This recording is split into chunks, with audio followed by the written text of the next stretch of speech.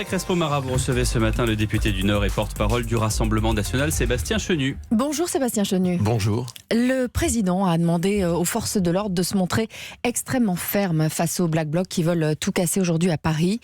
Trouvez-vous que le gouvernement n'est pas assez dur avec les casseurs ?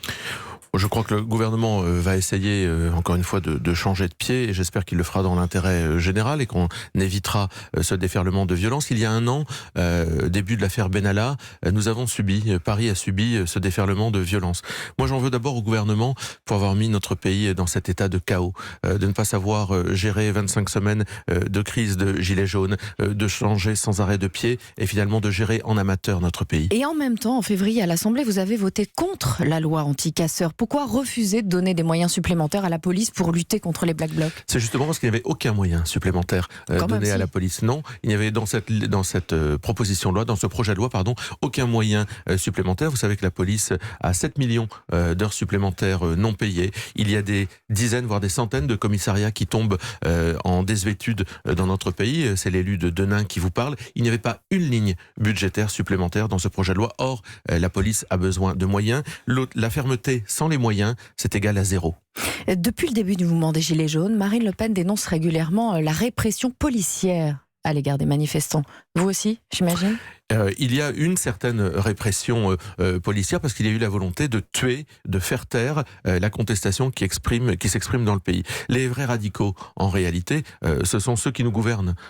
C'est M. Macron, c'est M. Philippe, ce sont eux qui se sont radicalisés et qui ont mis notre pays dans cet état-là. Quand les Gilets jaunes les plus radicaux, les ultra jaunes, on sont à crier « Suicidez-vous » aux policiers, est-ce qu'on peut reprocher au président d'exiger la plus grande fermeté ? Non, mais sur ce genre d'expression, nous l'avons évidemment toujours condamné. Nous avons toujours affiché notre soutien envers la police qui fait un métier très difficile. Les radicaux, ce sont les gilets jaunes là, en l'occurrence.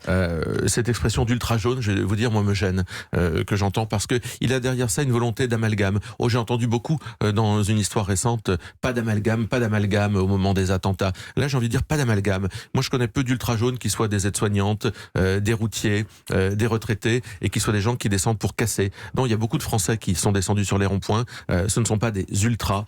Ceux qui sont ultras, ils sont au gouvernement. Marine Le Pen prétend que les Gilets jaunes sont les principales victimes des Black Blocs. Dans ce cas, pourquoi les Gilets jaunes ont-ils organisé une haie d'honneur aux Black Blocs ? C'était en mars dernier sur les Champs-Élysées. Je ne crois pas que ce soit les Gilets jaunes. Il y a au sein de cette organisation, comme dans toute organisation humaine, des gens probablement qui se comportent mal. Ça existe, mais on ne peut pas résumer encore une fois. Il y avait du monde pour faire cette haie d'honneur en tout cas. Oui, mais elle est condamnable. Mais je crois qu'on ne peut pas résumer 25 semaines de manifestations dans notre pays à une haie d'honneur de quelques imbéciles vis-à-vis des Black Blocs. Moi, j'ai beaucoup de respect pour les Français que je connais, qui sont sur les ronds-points encore aujourd'hui, ou qui sont venus délivrer un message en disant « Ne nous laissez pas mourir, nous ne voulons pas que notre pays soit géré comme une entreprise ». Et aujourd'hui, on essaye de leur faire porter une étiquette qui n'est pas la leur. Il y a plus grand monde sur les ronds-points. Vous prétendez vraiment que les Gilets jaunes n'ont rien à voir avec ces Black Blocs ? Il y a peut-être plus grand monde sur les ronds-points, mais il y a 74% des Français qui considèrent que les réponses d'Emmanuel Macron ne vont rien changer à la crise qui s'est exprimée. Entre les Gilets jaunes et le Black Bloc, pour vous, il est surévalué, il est fait pour faire peur, on l'a bien vu. Ce qui n'est pas surévalué, c'est le soutien des Français vis-à-vis de cet état d'esprit Gilets jaunes. Car c'est plus un état d'esprit, je vous le disais, c'est de dire on veut des services publics, on ne veut pas mourir là où on est, on veut conserver notre identité, on veut vivre dignement. Il est là, cet état d'esprit, et il est respectable. Pardon d'y revenir sur ce lien, mais le 11 février dernier, Priscilla Ludowski, qui est l'une des figures des Gilets jaunes, a annoncé sur Twitter qu'elle était en contact avec les Black Blocs pour tenter de trouver un terrain d'entente. Vous condamnez cette tentative de rapprochement ? Mais bien sûr, je trouve ça complètement déplacé. Je pense que si c'est le cas, Mme Ludowski se trompe de combat. Si son combat aujourd'hui, c'est d'essayer de créer un lien avec des Black Blocs, alors je pense qu'elle-même s'est perdue dans tout cela. En revanche, je pense que le message et que les questions posées par les Gilets jaunes sont profondes et elles demeurent dans notre pays. Et il n'y a eu aucune réponse politique visible, finalement, apportée par le président de la République. 10 milliards en décembre, plus de 7 milliards, cette fois-ci 17 milliards de mesures sociales. Non, c'est pas une réponse politique. Je pense que le président de la République est passé à côté. Il y avait 3 grandes mesures à faire. Une sur l'aménagement du territoire, ces métropoles qui sont goinfrées de fric. Il y a plus de décentralisation envisagée. Non, mais ces métropoles goinfrées de fric, qui ont accès à tout, à la culture, au transport, à la santé, doivent banquer pour cette France qui est en train de mourir. Une grande réforme de la démocratie, le vote blanc, la proportionnelle intégrale, le RIC, ça c'était attendu. Et puis un grand plan de lutte contre la fraude sociale, la fraude fiscale, là où l'argent des Français qui travaillent, eh bien s'évapore. Sébastien Chenu, pour vous, le 1er mai, c'est d'abord la fête du travail ou d'abord la fête du Rassemblement national? Non, c'est forcément la fête du travail. C'est l'Alliance, aujourd'hui, nous le célébrons depuis longtemps, mais je rappelle que le 1er mai, il a été célébré pour la première fois en 1793, que une fête d'hommage à Jeanne d'Arc pour la première fois a été célébrée en 1920. Eh bien, c'est l'Alliance de la célébration de la patrie et d'une conscience sociale forte, c'est-à-dire ce qu'ont construit les Français à travers leur travail. Aujourd'hui, vous serez à Metz avec Marine Le Pen et les autres figures du Rassemblement national. Metz, terre où votre parti est solidement installé, terre autrefois promise à Florian Philippot. Et oui, mais chacun fait ses choix dans la vie. Je crois que Florian Philippot s'est enfermé dans une impasse. Chacun fait ses choix.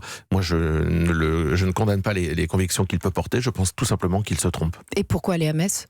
Nous allons à Metz parce que nous étions l'année dernière à Nice et nous souhaitons aller. Metz est un symbole de terre ouvrière, d'une France qui a été construite avec des gens qui sont descendus, qui ont créé la France à travers la sidérurgie, qui sont descendus chercher du charbon également. Eh bien, nous allons leur rendre hommage. Si Marine Le Pen s'éloigne de Paris le 1er mai, c'est pour rompre avec la tradition de l'hommage à Jeanne d'Arc instaurée par son père ? Nous allons célébrer Jeanne d'Arc aussi à Montigny-lès-Metz. Il y a une statue, nous allons lui rendre hommage. Loin de Jean-Marie Le Pen. Jean-Marie Le Pen, vous savez, vous me parliez de Florian Philippot, chacun fait sa vie. Jean-Marie Le Pen a, je crois, terminé son parcours politique. Il a fait ses adieux au Parlement européen. C'est un monsieur de 90 ans. Je crois que chacun a le droit d'envisager la politique comme il le veut. Nous envisageons la politique en parlant de l'avenir. Mais c'est aussi pour s'éloigner de lui que vous allez à Metz ? Non, il n'y a pas de raison de s'éloigner. Non, mais nous étions à Nice l'année dernière et nous serons dans une autre ville de province l'année prochaine. Vous savez, nous ne faisons pas nos choix en fonction des autres. Chacun a le droit de mener sa vie, mais nous avons décidé de célébrer le 1er mai en province parce que la France, ce n'est pas uniquement Paris et nous le faisons désormais chaque année. Ceci étant, les Gilets jaunes ont décidé de défiler en masse à Paris. Si vous préférez partir à Metz, est-ce aussi pour prendre vos distances avec un mouvement qui, quoi que vous en disiez, se radicalise ? Non, parce que nous avons toujours été nous sommes cohérents, nous avons toujours soutenu les revendications portées par les Gilets jaunes. Mais vous voyez, aujourd'hui, quand je vois des syndicats comme la CGT, dont le patron, M. Martinez, s'est augmenté de 6 000 € l'année dernière, eh bien, des syndicats courir alors qu'ils n'ont rien vu venir, alors qu'ils ont soutenu Macron et aujourd'hui se dire solidaires des Gilets jaunes, évidemment, on regarde tout ça avec un peu de hauteur et on se dit que ceux qui essayent de récupérer ce mouvement d'une façon un peu pathétique, eh bien, n'ont pas leur place. Mais les Gilets jaunes défileront à Paris, aux côtés aujourd'hui de la CGT et de Jean-Luc Mélenchon. J'ai plutôt le sentiment que c'est la CGT et Jean-Luc Mélenchon qui essayent de courir après un mouvement qu'ils n'ont pas vu venir et qu'ils essayent de récupérer, ce qui est un peu pathétique. Nous avons toujours depuis le début laissé les Gilets jaunes vivre leur vie. Nous avons une proposition qui, je crois, est cohérente. Je vous ai fait quelques propositions d'ailleurs tout à l'heure en ce qui concerne l'avenir de notre pays. Il se trouve que dans nos propositions, beaucoup rejoignent les attentes et les propositions exprimées par les Gilets jaunes. Mais la récupération, l'idée de courir après un mouvement, comme le font certains partis politiques en mal d'électeurs, parce que M. Mélenchon, il est quand même un peu à la ramasse pour les élections européennes. La CGT, le moins qu'on puisse dire, c'est qu'ils sont vraiment très loin désormais de la réalité sociale et politique de notre pays. Eh bien, je pense que ce n'est pas notre logique. Nous, on est un parti politique. On fait des propositions pour changer la vie des Français. Changer la vie des Français, c'est ce que ne sait plus faire, ne sait pas faire Emmanuel Macron. Marine Le Pen, elle a pourtant déclaré que le mouvement des Gilets jaunes a incontestablement souligné certaines convergences entre votre parti et celui de Jean-Luc Mélenchon. Tous les ennemis d'Emmanuel Macron sont vos amis ? Non, mais il y a des convergences, c'est-à-dire que par exemple se battre pour garantir le système social ou l'édifice social créé par les Français à travers leur travail, je pense que c'est quelque chose qui peut faire consensus.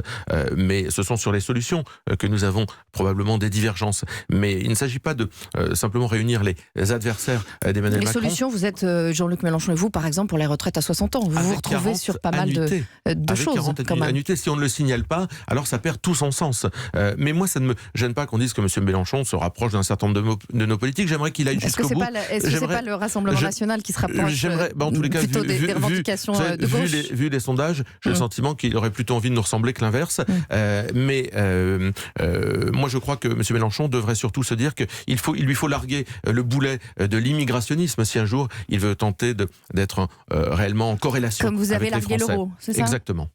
Merci Sébastien Chenu. Merci, c'était l'interview politique d'Audrey Crespo-Mara.